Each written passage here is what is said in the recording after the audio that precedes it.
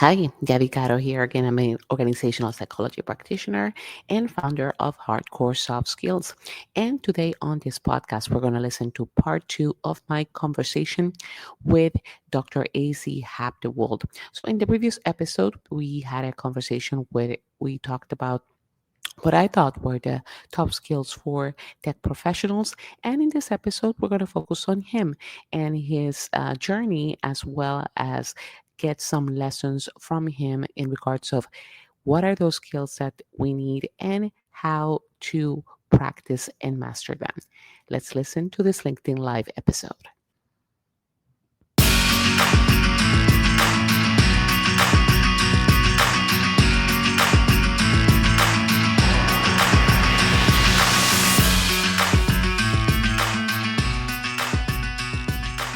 All right.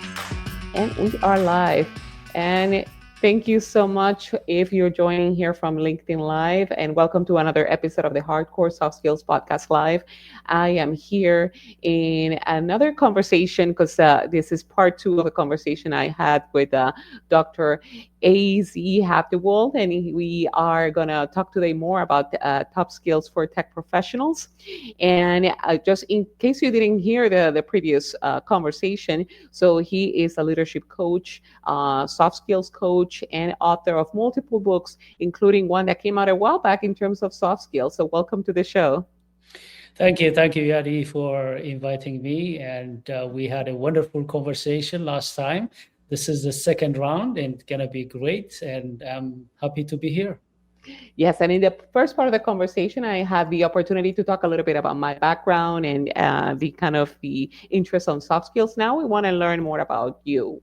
So, what from conversations that we've had before, and even before we were recording this show, how you got specifically into the area of soft skills? Because you were more from a technical background, is that correct? Yeah, to give a little bit background about myself, I'm originally from Ethiopia. I came to the United States 2005. I used to be working as a researcher in Ethiopia before I came here, working for an international research organization. And then I came to the US 2005 to pursue my master's in computer science. I was working for a multinational corporation which produces semiconductors. I was a software engineer. And then I said, you know what? My passion is empowering people. I want to help people to become leaders and pursue their passion and purpose in life. And I did my doctoral degree in strategic leadership, coming to help technical professionals in science, research, technology to develop softer skills, leadership skills. That's how I came from technical background. I'm here helping mainly technical professionals to develop the most important softer skills for them to be successful as professionals and also leaders. Yeah, and one thing, and that's fascinating, kind of making that transition. And one thing that we talked about before was in terms of like you would call them like soft skills, but they're not really that soft, because it's tough to practice. They're tough to implement. And from making, as you were making that transition, what made you realize, like, that these were either called soft skills or what's included in that, and that they were important because it's not very evident for people, particularly with either event managers or many people, to realize that these are skills that we need to practice. Was there moments or specific experiences that you've had that made you realize, like, this is important to have these skills?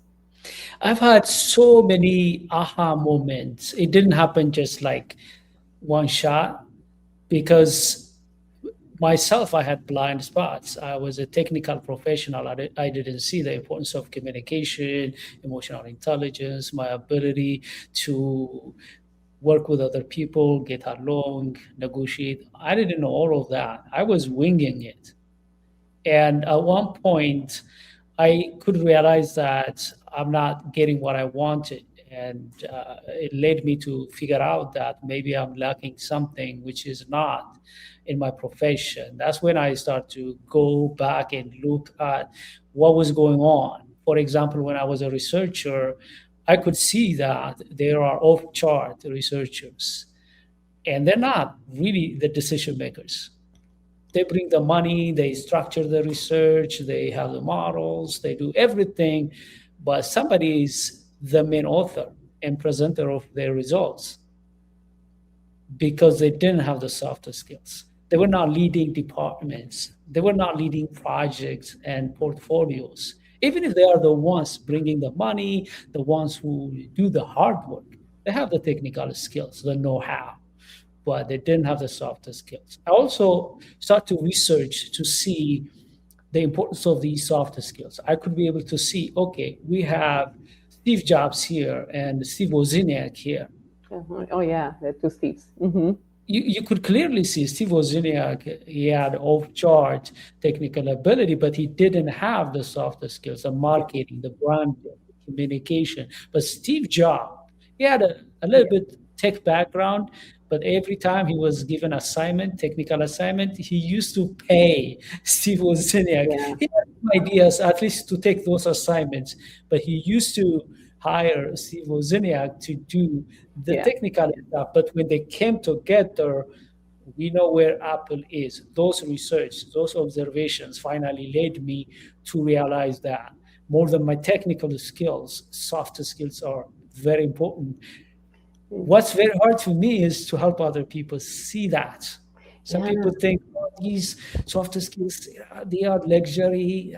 I don't need soft skills. I just need to be good at in my accounting. I want to be good at my technical skills, and people undermine them. But I'm glad that I didn't. I took them seriously.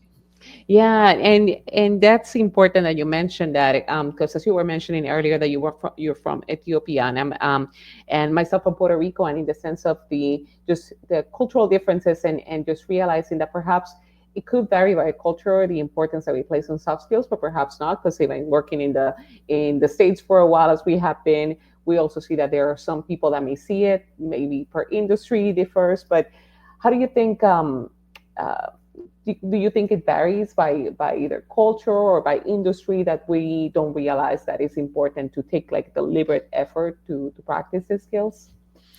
From my observation, I could be wrong, but from my own observation, what I have seen is that in some cultures, the focus is on technical skills. Yeah.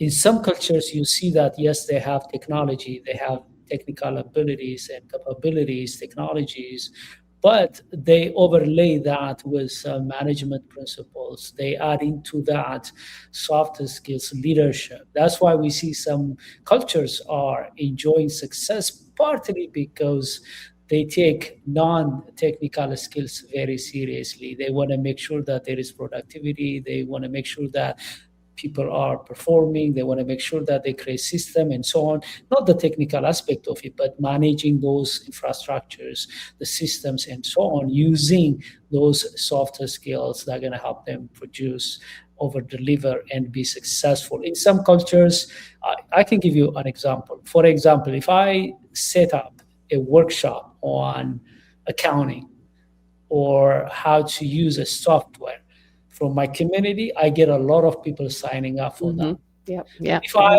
set up a webinar or a workshop saying that we're going to talk about emotional intelligence, some people would tell me, this is fluffy stuff. Mm-hmm. They may not attend. There are people who may attend, but in some culture, they see the power. Think about America, for example. If somebody is promoted, let's say they were software engineer, they were great in terms of their technical abilities. The moment they are promoted, they will be assigned to a coach. They Mm. join a soft skill, a leadership skill program. I Yeah. provide earlier, I had a webinar. There's a cohort program, and these are for managers. They don't wing it. They know that, okay, this person knows in terms of the technical know-how and technical skills, but they're not leaders yet. They don't know yet to communicate, get along with other people, and manage and lead their teams. Therefore, they invest on them. They want them to develop these softer skills. But in some cultures, the investment is not there. Not just the investment, even acknowledging this is important for our development. This is important for my career, for my business. Some people they are communication. These Hmm. are a bit soft. I don't need that. But you see, when you see them, yeah, they're great in terms of technical skills, and you see them that they have the know-how and they're great. But when it comes to succeeding dealing with people, clients, and so on, they don't. One of the reasons a lot of businesses are opened is because a lot of technical people they say, well, I don't need a boss because I'm good at in these technical skills, and they leave their jobs, well-paying jobs, Yeah. and they open businesses, and then 9 out of 10 fail. Why do you think they fail? Yeah. Technically, they were successful in there because they had a leader who had soft skills, leadership skills. They were successful. But when they leave that ecosystem, now they are the leader. In that case, even if they have the technical abilities, they did it in the past, now they struggle. Why do they struggle? The soft skills, the ability to sell, to communicate, to Yeah. build a team, to manage emotions, to negotiate, resolve conflicts, and so on. These are softer skills, intangible people skills.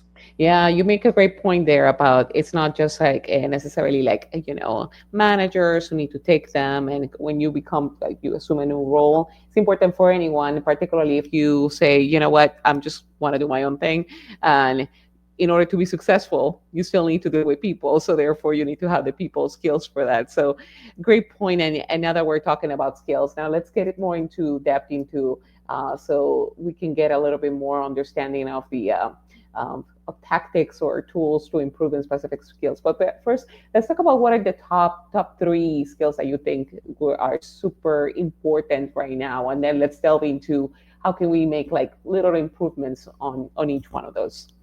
When I wrote the book, Softer Skills That Make or Break Your Success, I identified through research and talking to a lot of people, experts in the area, we came up with 12 softer skills. And I divided them into three parts. The first part, softer skills to lead yourself. Mm, Then the next part, softer skills to get along with others. okay. And the last part, softer skills to lead others. And I'm going Mm, to pick one softer skill from the first part, another wonderful. soft skill from the second part, and another one from the third part. And I can start with softer skills to lead yourself, and you can interject, you can share Yeah, your absolutely. stories, you can also ask me questions. Hmm. Among the four softer skills that I found out are very important for someone to lead themselves, because when you think about leadership, you cannot lead others if you don't know how to lead yourself. You Yeah. cannot get along with others if you don't know how to get along with yourself. That's Hmm. why I came up with those softer skills to lead myself. Yeah. Great leaders are those who first lead themselves. And therefore, I'm going to pick emotional intelligence, the Mm, ability of someone. It could be a person who is a professional or a leader or entrepreneur to manage their emotions. yeah. And the first thing that I learned was that the brain has different parts that manage thought, that manage emotions. That revelation was powerful for me to develop my emotional intelligence, because when emotion comes to us, it may come through touch, hearing, or maybe seeing, smelling, and so on. These sensory data, they come to your spinal cord at the back of your brain, and when they get to the amygdala, which is the middle brain, some people say this is the reptile brain, but I call it the emotional brain. When these sensory information get to the amygdala, the midbrain, the emotional brain, emotions are triggered. Hmm. Then the data goes to our neocortex, Hmm. which is the executive brain. And now you start to think about the emotions that you experienced. Yeah.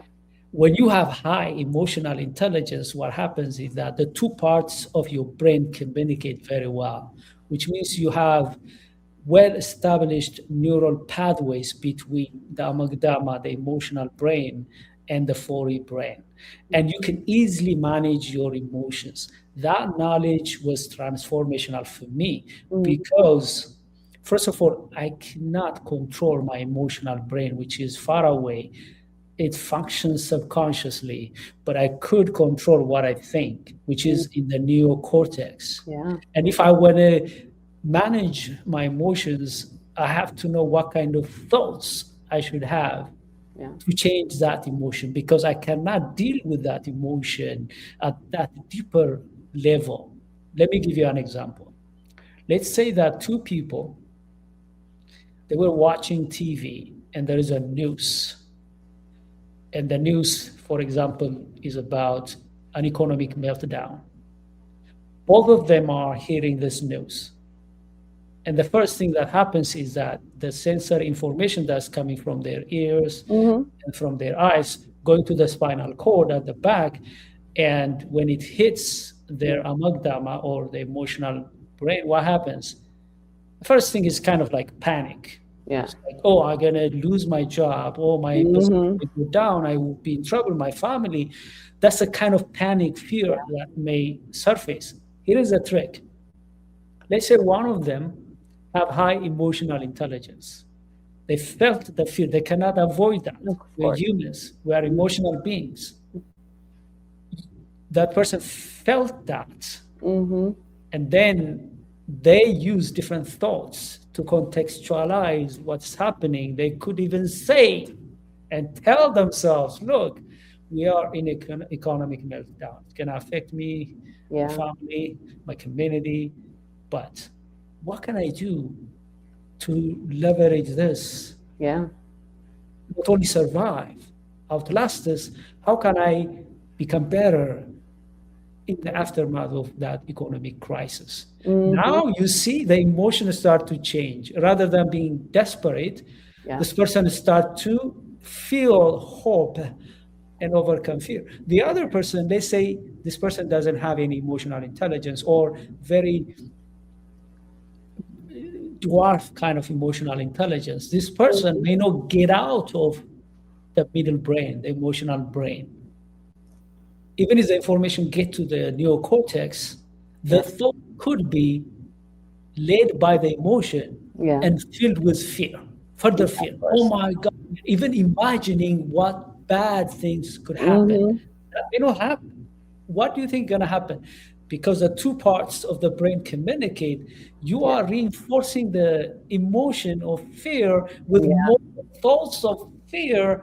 This person gonna be worked out, stressed out. They cannot be creative, innovative because they don't have the space. They are dealing with a subconscious emotional control, which is on the driver's seat. But Yeah. somebody who has better emotional intelligence, even if they were afraid, even if they Mm-hmm. panicked, they know how to manage because Yeah. they have a lot of neural pathways between the two parts of the brain. They could be able to turn around that emotion, even use it to fuel them, energize them. That's what Yeah. we have seen during COVID, by the way. Some people Mm-hmm. panic, they drop the ball. Some Absolutely. companies, some leaders, they start to say, you know what? Let me innovate and create some products and services that's going to help a lot of people. Some people became millionaires. Yeah.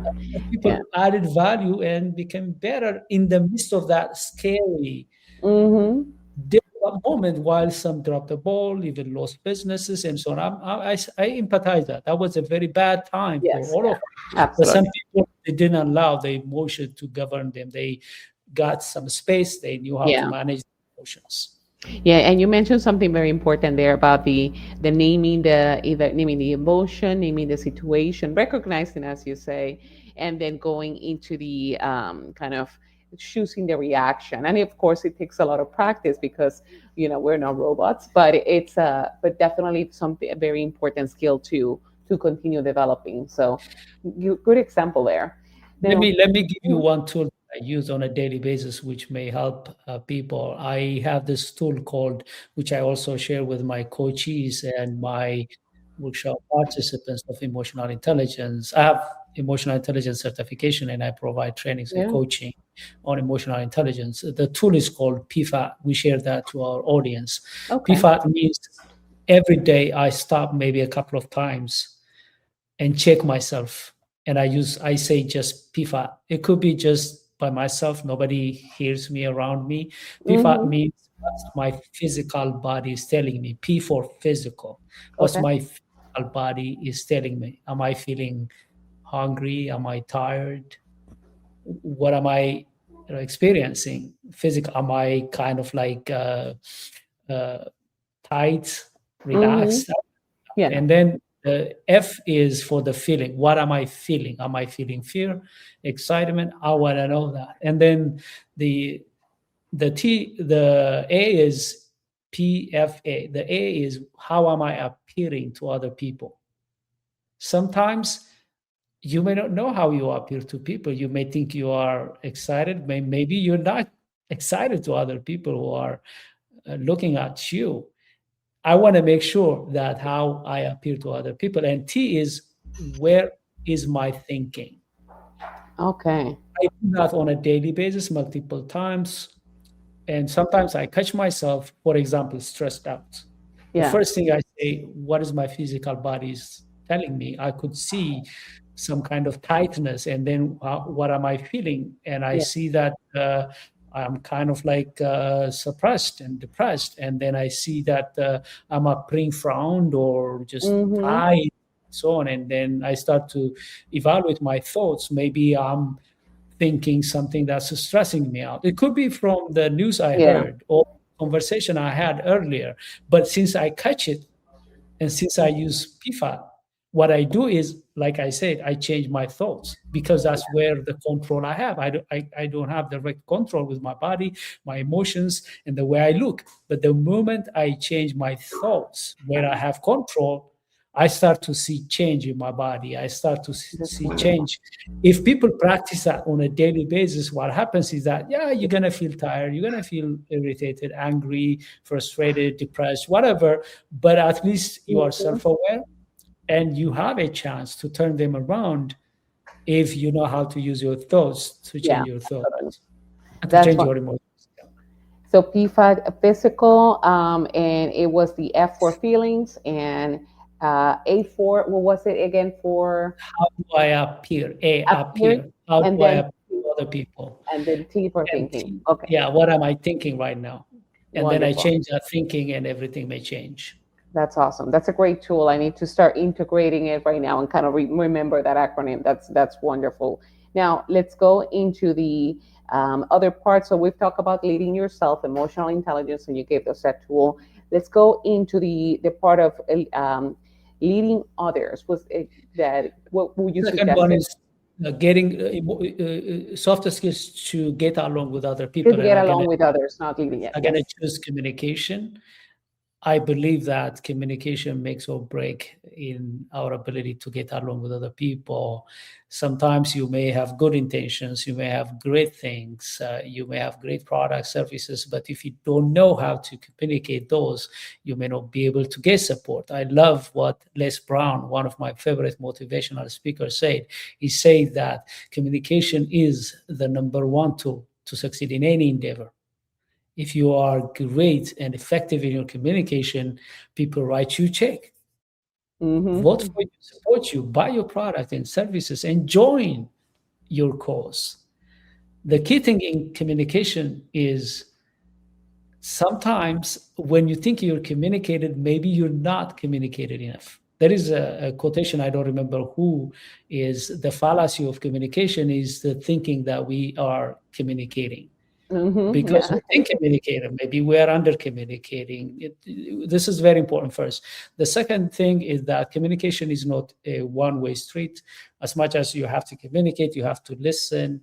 And therefore, for you to be an effective communicator, you should have the ability to listen. And if you remember, we talked about one of the softer skills, very important, which is listening ability. When it comes to communication, I work on a daily basis. If you remember last time, before we started the session, I mentioned about how I work on my communication on a daily basis, Yeah. both the writing communication and also communication using my voice, communication using my nonverbals, communicating using my emotions. It's kind of like a daily routine.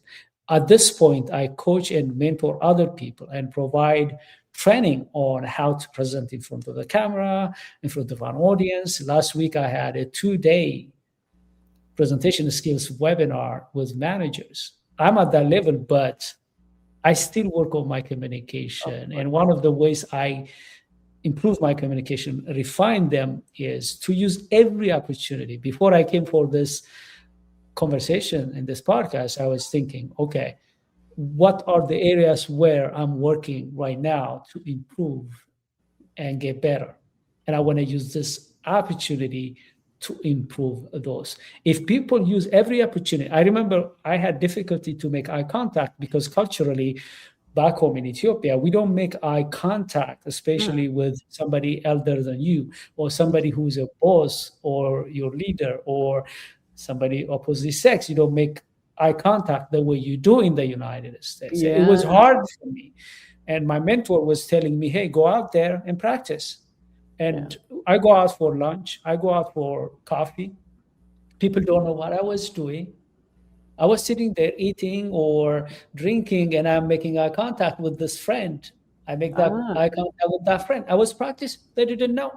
I yeah, was standing in front of a mirror yeah. and practicing as if I am speaking to an audience. I remember Mm, sitting in my room practicing as if I'm responding to journalists. I, that's I, really good. I Hmm. practice pitching an idea, pitching to raise capital, even if I was doing virtually, Yeah, nobody's there.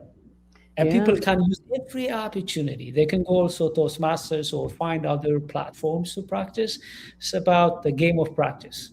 Absolutely. I like that you putting yourself, so putting ourselves in situations like we're trying to do here, like having conversations, practicing our listening or practicing with the presentation part. I'm going to do that more in the mirror, kind of like talking to in a press conference. I like that to kind of, because at times we think we have mannerisms or things that we're not doing properly. So I like that of like deliberate practice to be able to get it to communicate with one another effectively.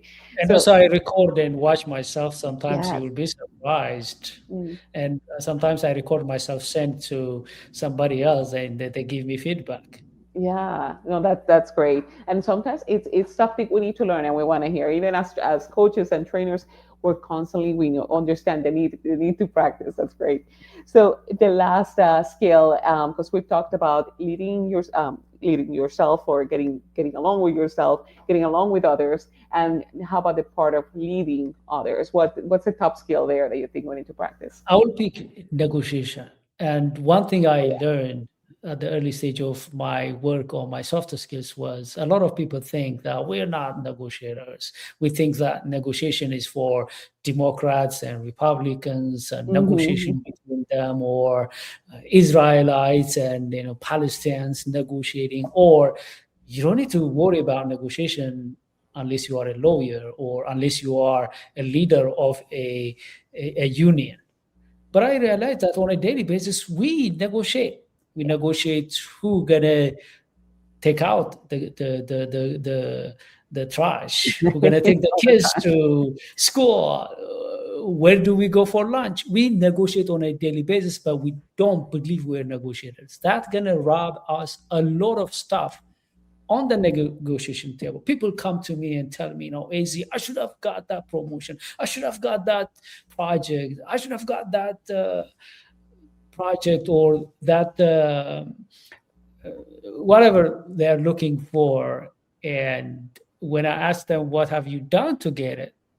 No answer, Hmm. because they think that they're going to get whatever they want. They think that other people already think that they deserve it. No, this is negotiation, the game of negotiation. You're going to go out and negotiate for the raise. You negotiate for promotion. You negotiate for the project. You negotiate for that contract. Yeah. No, that's great. And one thing that I've learned with negotiations is always kind of preparing yourself, preparing for what you want, but also preparing for what the other, like either what the other may think. As you propose the thing, you kind of put yourself in the shoes of the other person to kind of help understand. So you come out prepared for the negotiation and get, you know, get ready to anticipate any negative feedback or so basically the preparation in negotiation is so important. So that's a great skill. Yeah, there is a powerful saying. I think somebody said it, but I don't remember. The negotiation before negotiation is powerful. Let's say you have a Yeah. negotiation of a lot of partners coming together to negotiate. Can you see the power of negotiating before the negotiation with the participants, Yeah. lobbying people, creating Yeah. alliances? When the actual negotiation comes, you could be able to succeed. Of course, negotiation is a skill, it's a softer skill. This is something you want to practice. And I remember practicing for everything. I was negotiating on purpose, even if that thing is very small.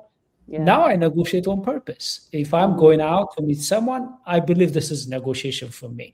It may not be like official negotiation, formal negotiation, but when you go out to partner with others, to work with others, it's a really negotiation. And the key thing is what you said. What can I give it to them so that they feel it's a win-win? And I tell people, look, when you are working with family members, loved ones, that's fine. You may give them whatever they want, let them get away with whatever they want. When you are negotiating, representing your team, your business, and your company, you cannot do that. When you go out, you're negotiating to get something for your company, for your team. And the best way to do is not to go out there, you win, they lose. No. Or they win, you lose. That doesn't work. It may work with families. They win, you lose, fine. They are loved ones, family. But you are representing your team, your organization. You want to win. They are expecting you to win. The key thing is you go out there, you make it win-win. Of course, if we have time, we'll talk more maybe another time, but it looks like our 30 minutes is gone. yeah, yeah. And this was so packed with great information and great to. What's the name of your book where you talk about all these specific focus areas? Soft skills that make or break your success. It's available on Amazon. People could find that. Also, they can go to my website, which is www.theA2Zinstitute.com. They could also reach out to me on LinkedIn, Facebook, and Instagram. I am on social media. They can reach out to me and I can share with them some resources. I can also give them audits. I have some audits for people to could take those audits for free, especially if they are coming through you and your podcast. I may be able to help them. Wonderful. Thank you so much. And I'll put all those notes on the show notes as well. Want to thank you again, AC, for being here with me on the podcast and sharing all your expertise. Thank you for being here with me today. Thank you, Yadi, for the invitation and the time that we spent together. Thank you.